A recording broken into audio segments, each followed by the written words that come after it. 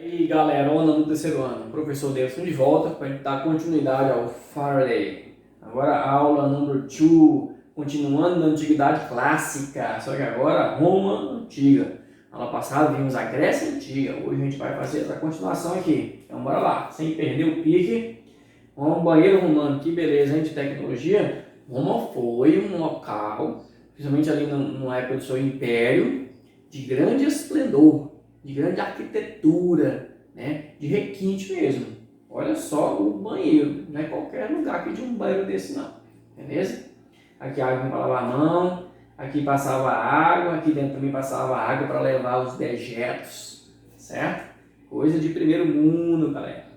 Bora lá, Roma, né? São 3 fases: monarquia, república e império, empire, beleza? Então bora lá ver. Roma, monarquia, vai de 753 a.C. a 509 a.C. Tá? É aqui que vai ter o surgimento das instituições, das principais instituições de Roma, que foi o Senado. Né? Uma das instituições que vai passar pela história. Ou seja, que está hoje, não tem Senado hoje? Tem. Quem está lá no Senado? Os mais velhos políticos, não é isso? O nome realmente significa isso. Senado vem de senator, mais velho, sênior, não é isso? Já viu o nome? Sênior é do mais velho. Então os mais velhos é que têm mais habilidade na política e por isso eles estão onde? No Senado, beleza? O Senado em Roma era formado por quem? Pelos patrícios, tá? Que eram os mais próximos dos fundadores de Roma, gente, dos italiotas, dos etruscos, certo? Dos gregos também que foram para lá. Então eles eram os mais próximos dos fundadores, portanto, é os que tinham as melhores terras, possuíam os direitos políticos, tanto que apenas eles formavam o Senado, beleza? O Senado tomava decisões e controlava também o rei, né? Controlava o rei, impedia que o rei fosse absolutista, impedia que o rei tivesse poderes ilimitados, certo? Só que, a partir da aproximação dos reis etruscos com a plebe, o que vai acontecer? O Senado dá um golpe e instaura uma república. Olha só o que aconteceu, galera. Os reis etruscos queriam que diminuir o poder do Senado. O Senado, né, não quis isso aí. Vai fazer uma retaliação.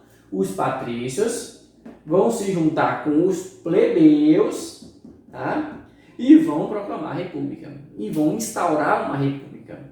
O professor, os plebeus não estavam lá se aproximando dos etruscos, dos reis, estavam. Mas os patrícios prometeram muita coisa para os plebeus. E eles acreditavam. Ah, professor, e os patrícios deram tudo aquilo que eles prometeram? Não, não deram nada. Né? Por isso nós vamos estudar as lutas plebeias, as lutas dos plebeus em busca dos seus direitos a partir da República Romana. Certo? Então, olha aí. A sociedade de Roma, né? Tanto na monarquia, como na república, quanto no império. Com poucas modificações que a gente vai estabelecer aqui. Então, em primeiro plano, a primeira parte da hierarquia, os patrícios, né? Grandes proprietários de terra, possuíam os maiores cargos políticos, como o Senado, por exemplo, e as magistraturas, que eu vou mostrar para você aqui no próximo slide. Os plebeus eram agricultores, comerciantes e artesãos, tinham os ricos e outros pobres, tá? A gente vai lembrar disso já já. Clientes, homens livres, que prestavam serviços aos patrícios, tá? E escravos, endividados ou prisioneiros de guerra. Haviam 2 tipos de escravidão: escravidão por dívida, como por exemplo esses clientes aqui, tá? E escravidão por guerra, certo? Os únicos com direitos políticos nesta pirâmide social eram os patrícios, beleza? O que mais? Estrutura política. Aqui são as magistraturas e toda a estrutura: Senado, cônsul, pretor, censor, edis, questores e ditadores. Senado, controlado pelos patrícios, foi o principal órgão de poder em Roma, certo? Cônsul, eram 2, eleitos anualmente, presidiam o Senado e propunham leis. É como hoje nós temos lá o presidente do Senado, né? É uma pessoa só. Aqui eram 2 cônsules, eles que presidiam o Senado na época. Pretor, responsável pela justiça. Pretor só você não vai preso, tá? Pretor. Censores, faziam censo da população conforme a renda. Tá? A partir daí, montavam o álbum senatorial. Tá? Faziam censo ao quê? A contagem da população. Mas tinha que estar especificado lá o quê? A renda. Edis, conservação, policiamento e abastecimento da cidade. Questores, mexer com as finanças públicas, eram os tesoureiros. Ditadores, escolhidos pelo Senado para governar por 6 meses e com plenos poderes em momentos de crise aguda. Quando a política estava assim, conturbadíssima, o Senado podia convocar um ditador para chegar, ficar por 6 meses e esfriar aquela coisa toda, organizar, botar tudo nos eixos. Beleza? Essas eram as magistraturas da Roma Antiga. O que mais? República. Vamos lá, República? Então nós dissemos que os patrícios se uniram aos plebeus para instaurar uma república. Os patrícios prometeram para os plebeus muita coisa, só que não deram.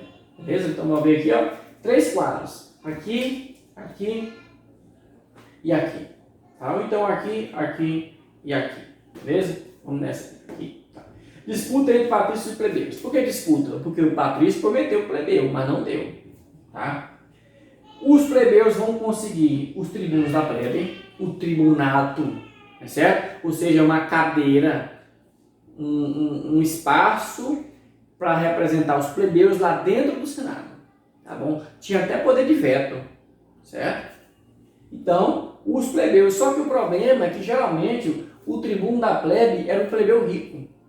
E quando ele ia para o Senado falar, eles defendiam os plebeus ricos, não defendiam os plebeus pobres. Esse era o problema do tribuno da plebe. Mas tivemos uns bons plebeus que ocuparam este cargo.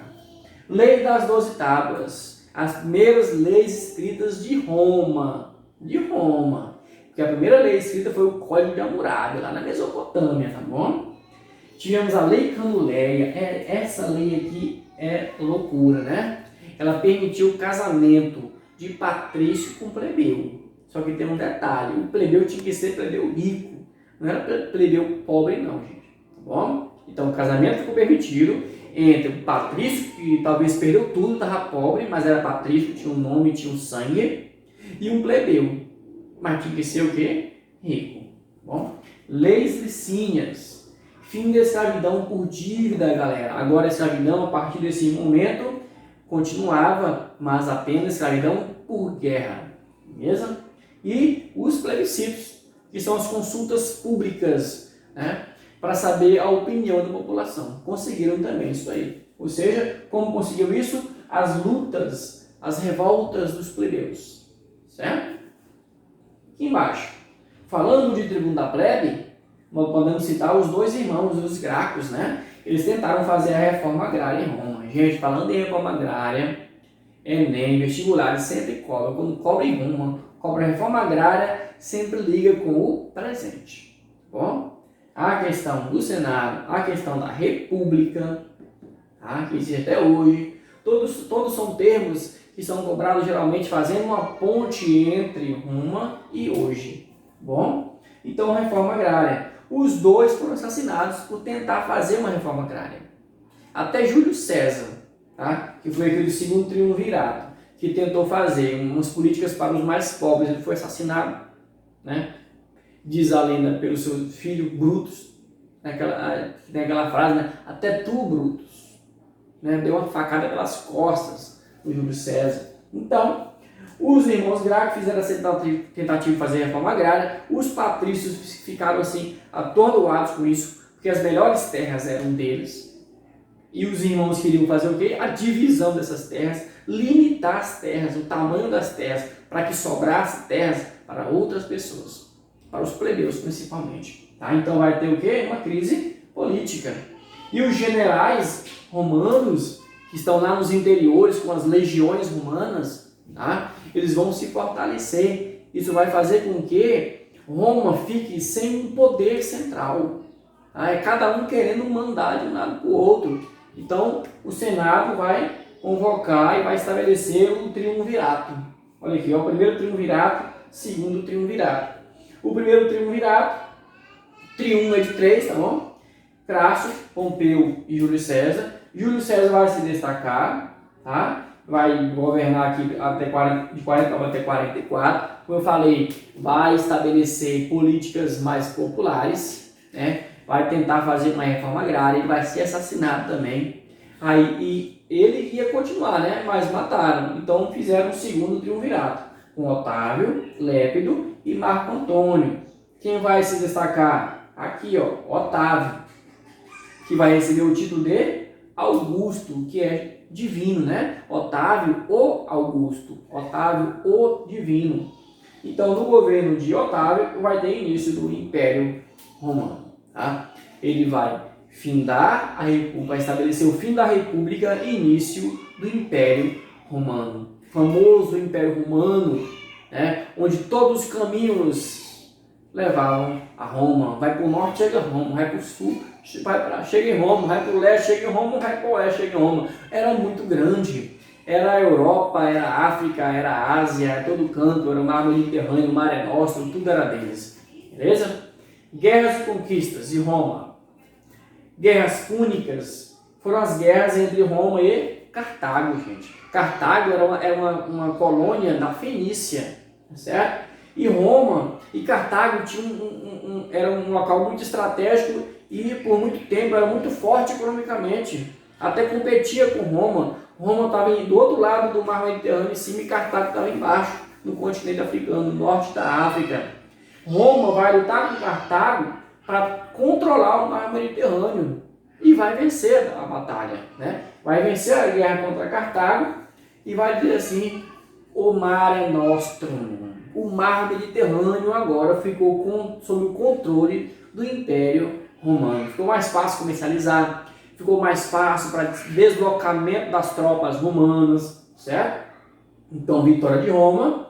Essa vitória sobre Cartago foi assim o princípio do expansionismo, de um expansionismo mais intenso de Roma, né? Tinha um expansionismo fraco, na monarquia não tinha, na república começou, certo? E depois da vitória contra Cartago, deslanchou o expansionismo romano. Bom? Então, conquistas do norte da África, Península Ibérica, Sicília, Córcega e Sardenha, Grécia, Macedônia, ou seja, Roma foi se expandindo para todas as regiões. Da Ásia, onde era a Pérsia, por exemplo, que era do Alexandre o Grande, tomou tudo.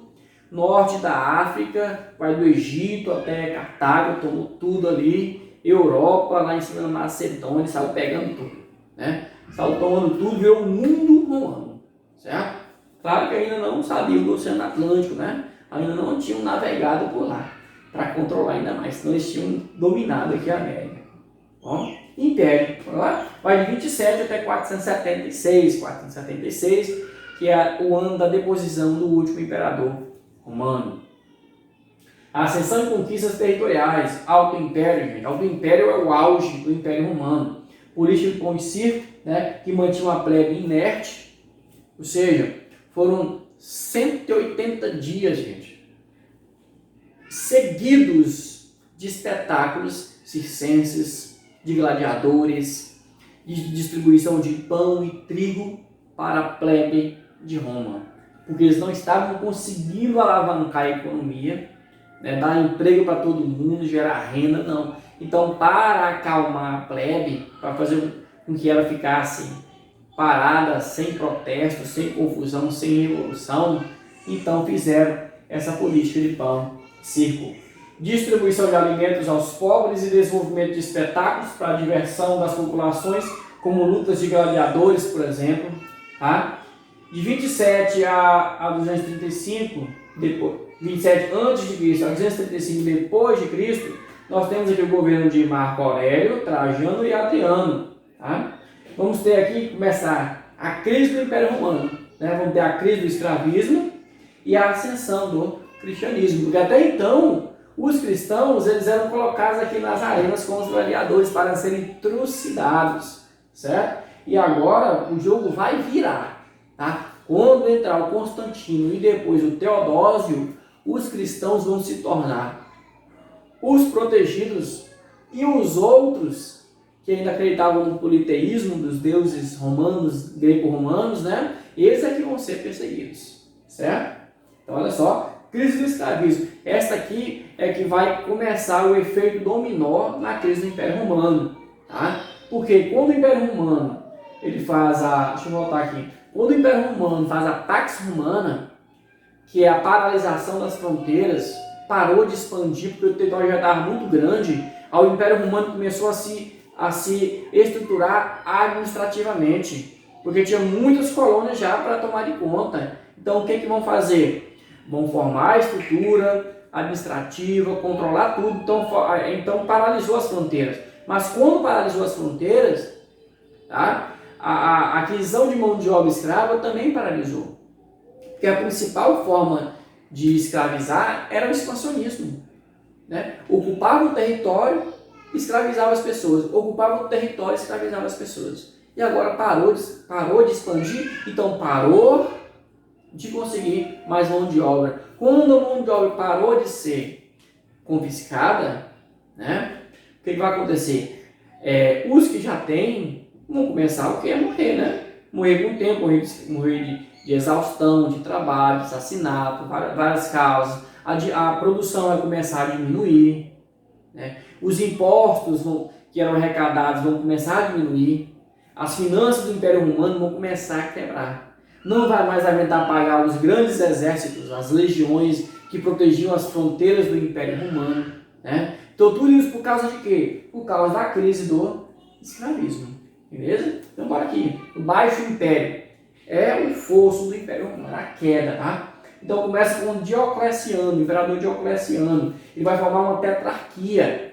Ele vai dizer, 4 reis vão governar melhor, aí vai dar para controlar melhor todo esse território do Império Romano. Então era ele, Maximiano, Galério e Constâncio. Constâncio não é o Constantino não, galera. Constâncio é o pai de Constantino. Olha a originalidade do pai, né? Botar o nome do filho Constantino em homenagem a Constâncio. Mas ficou bacana, né? Então bora lá.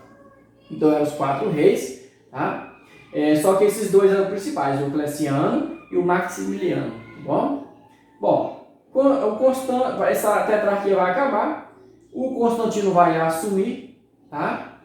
O reinado, o império sozinho, tá? Que é o filho de Constâncio, vai transferir a capital para Constantinopla, porque lá onde hoje é a Turquia, é um local mais protegido das invasões bárbaras, né? Porque eles estavam esperando isso aí, porque as fronteiras já não estavam mais tão protegidas, porque eles já não estavam mais pagando aquela quantidade enorme de soldados, de exército para proteger o Império Romano, né? Então os bárbaros já tinham começado a invadir, então eles queriam que a capital fosse para um local mais distante, então mudou ela para Constantinopla, certo? O Constantino fez o Edito de Milão.